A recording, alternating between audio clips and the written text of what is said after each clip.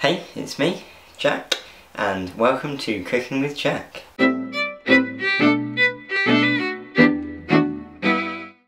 Today I'm making pork stir fry, and I've got my ingredients ready. I've got some vegetable oil, 2 garlic cloves. Now, I'm one that says waste not, want not, so I'm using a lot of old ingredients. Like the 2 garlic cloves are quite old, but they'll still do. I also got some root ginger, 1 red chilli, 1 red pepper, but we also had a green pepper, so I thought I might as well add that. 3 carrots. I've actually got 5 here because my mum got me too much meat, so I'm making more of everything else, more of the vegetables. 1 large onion, didn't have a large one, so using 2 small ones. 250 grams of pork. I've got 480 grams, and it's special stir fry pork, so it's already stripped, ready for me to use. I've also got 1 courgette and 1 small broccoli head. Now, that's about a medium broccoli head, but seeing as we've got too much meat, that will be fine. I've also got, for the sauce, some soy sauce. It says to use orange juice, but I decided to leave that out. I've also got some tomato puree, some vinegar, and some brown sugar, but I'm using demerara sugar because it's all we have. So, time to prepare the vegetables. Finely chop the garlic cloves. You want to peel off all the skin that you can from these cloves because that doesn't taste very nice. There's also a thin layer of skin just on the clove which you need to peel off because that will be quite disgusting. But the garlic is underneath there.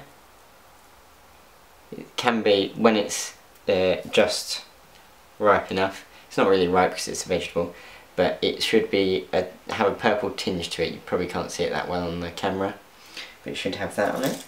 I love garlic.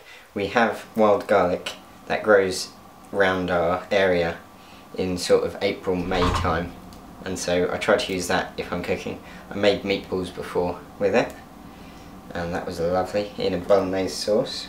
And then finely chop.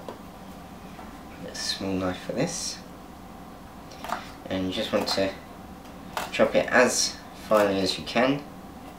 Just cut it into strips, and then cut it again. It's probably as finely as you're going to get it. Do that for all of the bits of garlic. Now, I'm not very good at cooking, so this is just a trial thing. So if you like what I'm doing here, just let me know and I will do more. I'm hoping to do one every week. And also, the recipe for this is down below.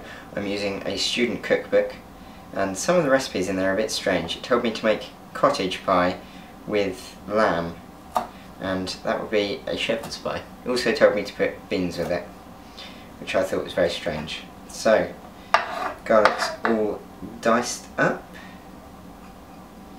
Now time for the root ginger.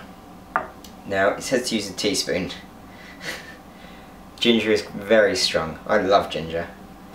I've never prepared ginger before, so I'm just going to go with it.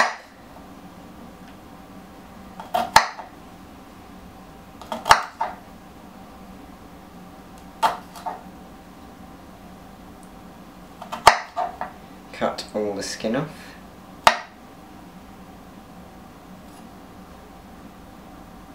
Into a cube and then grate. It doesn't say how finely, so I'm going to do it on the finest one.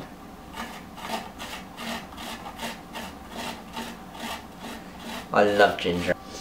Oh, the smell is lovely. Crystallised ginger, covered it in chocolate. It's lovely.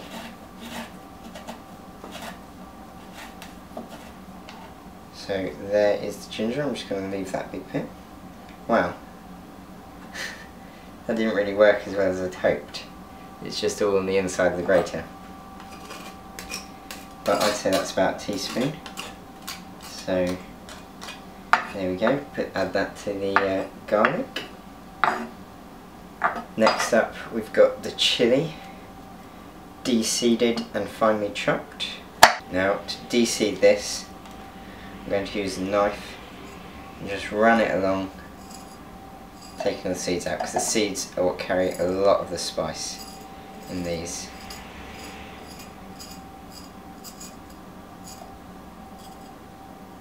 I'm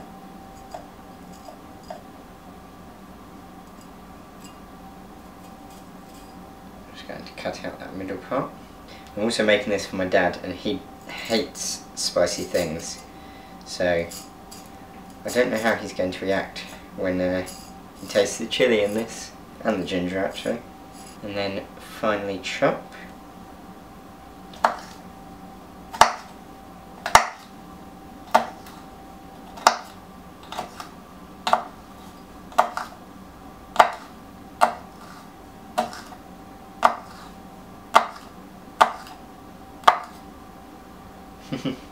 This one came apart, that one didn't. Funny that. I can never hold it together. So these may be big chunks of chilli that are going to be in it. Oh well. Just chuck it all in. It's all going down the same way. So now I've cut up the rest of the chilli and prepared some of the others. But next we've got the red pepper, which we've got to core, deseed and cut into strips.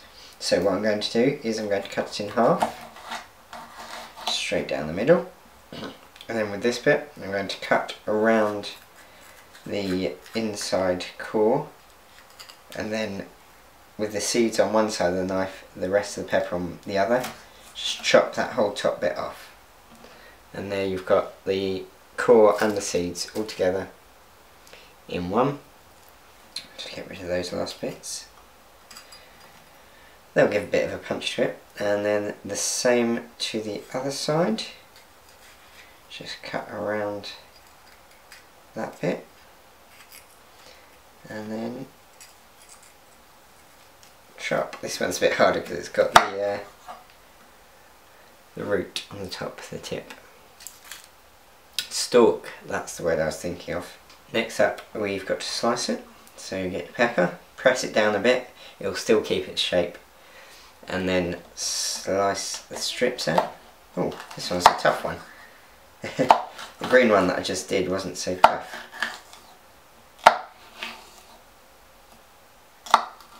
And then, there you go, just into strips. And the same with the other bit. Next up, carrot, cut into strips. So first of all, you want to chop the tops off, top and bottom of all your carrots. I've already prepared those ones. And then just peel them. I'm going to use this knife. We do have a peeler, but instead of making more washing up for myself, I'm going to just use the knife that I've been using for everything. It doesn't matter. If you don't feel comfortable peeling with a knife, then use a peeler. Some people peel towards them like this. Some people peel away. Depending on how big it is, I tend to do it towards me. But these ones are quite big, so I'm doing it away so that I don't catch myself. Because you don't want to cut yourself with one of these knives. I'm using a Masterclass knife. Not that I'm sponsored by them, or any of the companies that you see here. It's just these are the most well-known ingredients. I don't even know if this is vegetable oil. Could be sunflower oil, because the labels come off. So you want to make sure that you've got all of the dead, dry skin off. And it says to cut into strips. Now I would call those batons, and I think most other people would as well. And then I'm going to cut these in half first, and then into batons or strips, as they like to put this.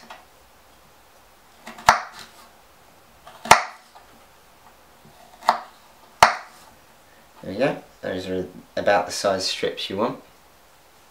If you can see those. Add them to your pile. Now you want to keep the garlic, the ginger and the chilli separate because that heats up the pan along with the oil. Then we've got the onion sliced. So what I'm going to do with this, before I peel the skin, I'm going to cut the top, remove the top, and same for the bottom, and that will help separate the peel from the actual onion, and it'll be a lot easier to just pull the peel skin away. What I tend to do for these, I didn't with the first one, and then I thought, oh, I could do that. Grab a pair of glasses. Now I don't wear glasses, so I'm going to wear my dad's. Hopefully he doesn't mind. Put those on, and that will protect your eyes from the onions. You might not be able to see, which I can't, but it will protect your eyes a bit from the juices of the onions. So then cut it in half and cut that into strips. I tend to do it from top to bottom rather than the other way, because the way the grain goes on an onion, if you cut it this way, then you'll just be left with more diced, because it will fall apart halfway through anyway. So you want strips like that, and then it comes apart like that, whereas if you do it that way, then you'll be left with lots of little pieces. So add that to your pile. It's all overflowing now. Next up we've got the courgette sliced. So again, chop off the top and the bottom. And then what I'm going to do is cut this in half. I'm going to cut it once more, cut it into quarters, and then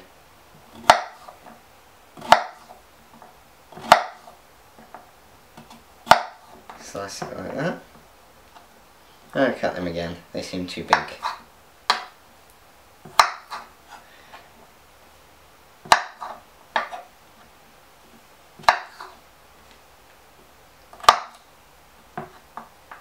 Can you eat the skin of courgettes? Yeah, you can. Sorry, I'm just thinking out to myself. Just a side note, you can eat the skins of courgettes. What am I doing now? I can't even remember how I was preparing this. Damn you, ADD.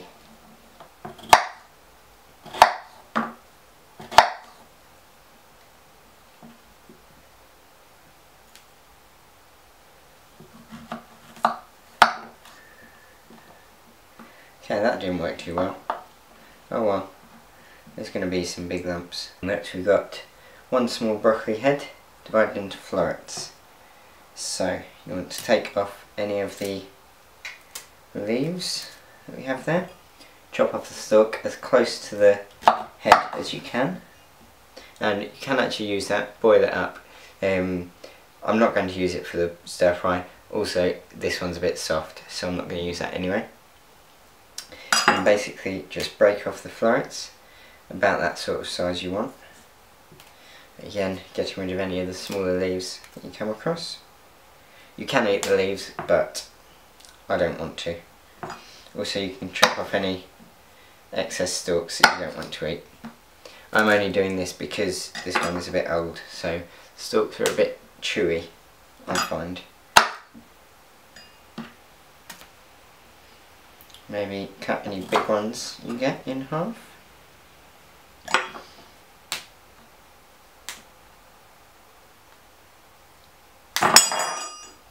Do not hit your knife off the table, that would be dangerous. And that's everything prepared. So next, follow me over to the pan. Welcome back. It says to use a wok or a large saucepan. The wok I've got is absolutely huge. Although look at the vegetables I've got, I might need the huge one. I'll be right back. I've got my wok. Now to turn the heat on, I'm going to put it on 12 to start with. It says to use 2 tablespoons of oil, so that's what I shall do. 1, 2 tablespoons of oil.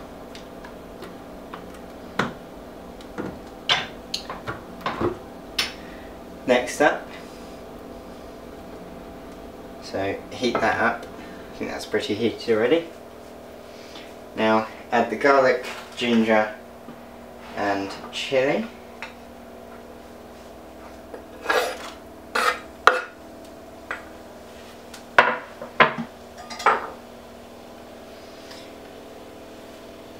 To heat them up, but do not let them colour, it says specifically. It already smells lovely. I think that's the ginger cooking. And now that that's been in there for a bit, I'm going to add the peppers, carrots and onions.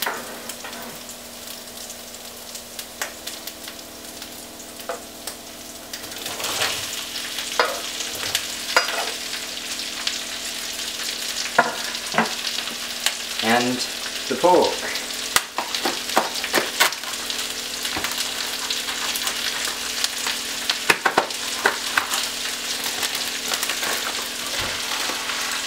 Make sure to remove the coating of the pork.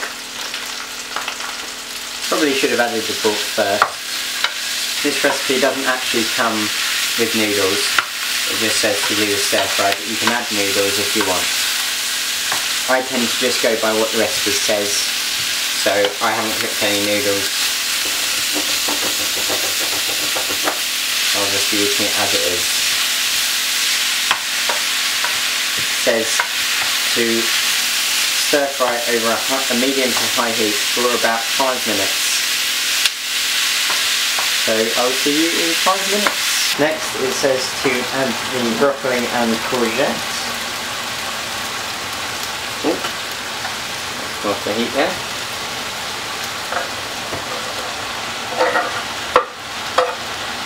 It's the lucky thing I did get the wok. And I'm also going to turn it down a bit to 12. To 10, sorry. Give it another stir. You should keep stirring throughout. Get the courgette and broccoli all mixed in there. Now it's starting to look more like a stir fry. And next we add the sauce ingredients.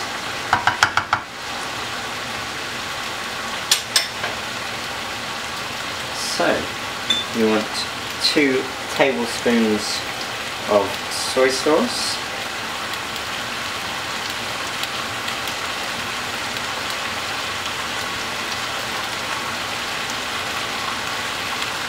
I've only got a tiny bit left, so I might as well add that as well.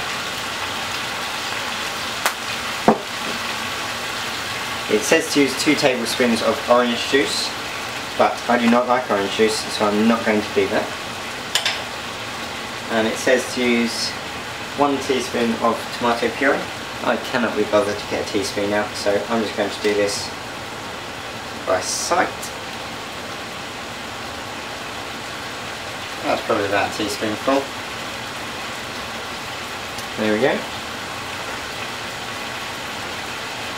Put that in there. It says to stir these in, but as it's only me, I can't really stir. Next, 1 teaspoon of vinegar.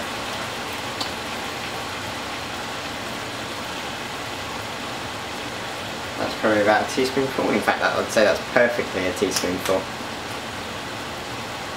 Add that, and 1 teaspoon of brown sugar.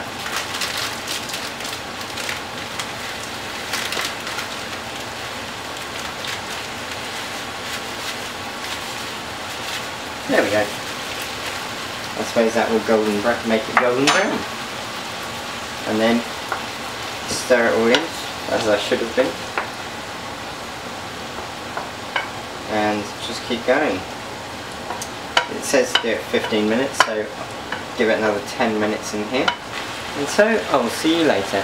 So, here is the dinner you just saw me cook. On final taste, it's nice, but it seems like a lot of preparation for not much outcome. I don't think I'll be making it again. But join me next week when I make potato and bacon gratin. And as I said before, the recipe for today's meal is down there. So try it out, you might like it. Talk to you later.